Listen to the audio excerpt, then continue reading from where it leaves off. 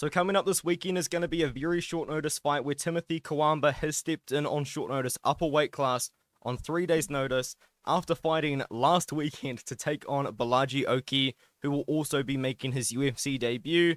If you guys are unfamiliar with Cuamba, he did fight on the Contender Series last year and made me look like a right idiot as he actually had a pretty good performance against Matteo Vogel.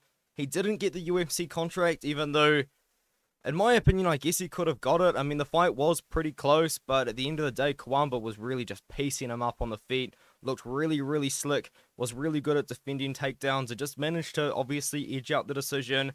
And then he went out there and he fought Michael Stack, which was actually a fight I was looking forward to, and a fight I actually wrote an article about because I write articles for We Want Picks every single week, and if you sign up using the code ARTEM, you can get a 3-day free trial where you get access to a lot of things like that. And right now, Angelo and Jacob have heaps of bets up there on the website for this weekend. So if you sign up with the code ARTEM, you get to see everything there for free for 3 days, and you can cancel during that 3-day trial.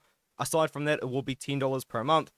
But anyway, I wrote an article on that fight, and I wrote an article about a bunch of other regional fights as well. This card, tough enough, had a couple fights I was interested in.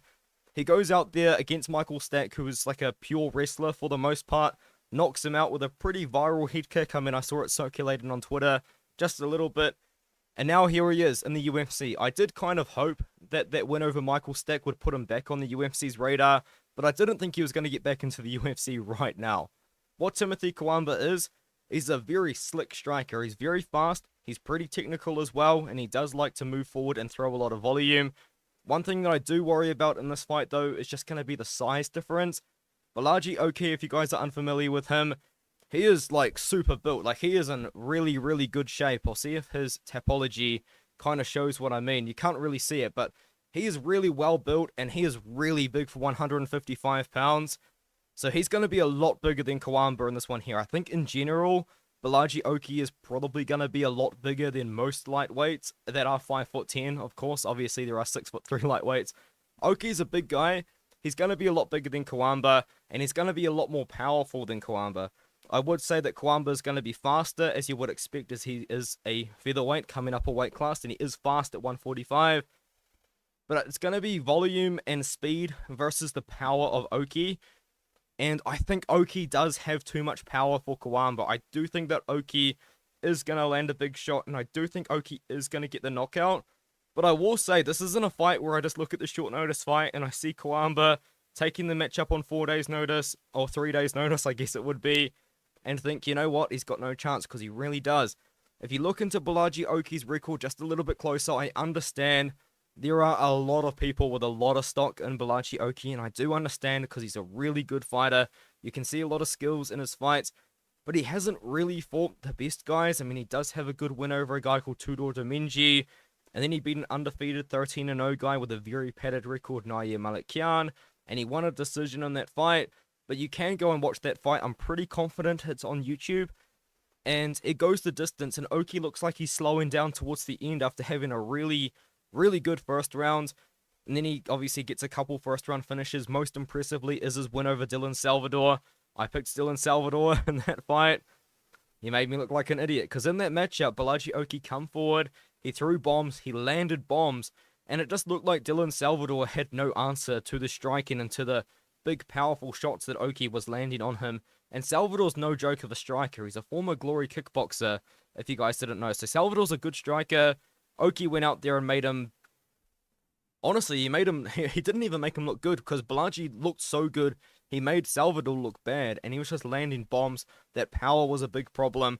I think the power is going to be a problem here. If Cuamba doesn't get touched by Oki, and he can make it to the third round, and Oki is obviously starting to slow down, which is something that I do worry about in the future for his career, is if he does take on someone tough, someone that's pressuring him, maybe someone that's taking him down.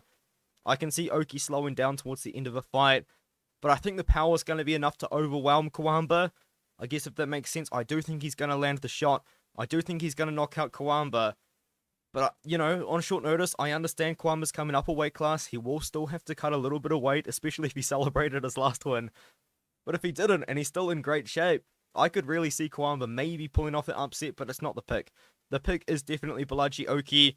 I understand it's a really long breakdown just to pick Bolaji Oki by KO, most likely in the first round, but I think it's not the best matchup for Oki, I guess. But another thing that I will say about Cuamba, and this is actually why I didn't pick him to beat Matteo Vogel, is if you watch his fight against Ivan Tenner, I think there is red flags there in the way that it kind of looked like Timothy Cuamba quit in that matchup. It looked like he got in a bad position and just decided to not fight out of it, and it did look like he quit. It did look like, I don't know, it just looked like he kind of faded. So I do worry in the future that if someone pressures Cuamba or puts him in a bad position, especially on the mat, then he might wilt a bit, he might fade a bit. I feel like if maybe Bolaji Oki knocks him down, you might see Cuamba have a lot less confidence. As I said in the past, I have seen Cuamba fade or quit on himself, I guess you could say. So there's question marks there. I'm picking Bolaji Oki by KO. Let me know what you think in the comments below. I didn't realize this card is 14 fights. I'm excited for it, man. I mean, I'm hyped. I mean, actually, my exam is on Friday, and these cards are on Sunday for me. Kind of during the day, I am going to be caddying a friend who's going to be playing disc golf, competing in disc golf. But I'll be checking out the results, then I'll watch the card on replay when I get home. Let me know what you think in the comments below. Are you picking Oki? Are you picking Cuamba? There's 2 people on Tapology that have picked. I mean, I do quite like Oki by KO, to be honest. But we'll see. I'll see you guys in the next one.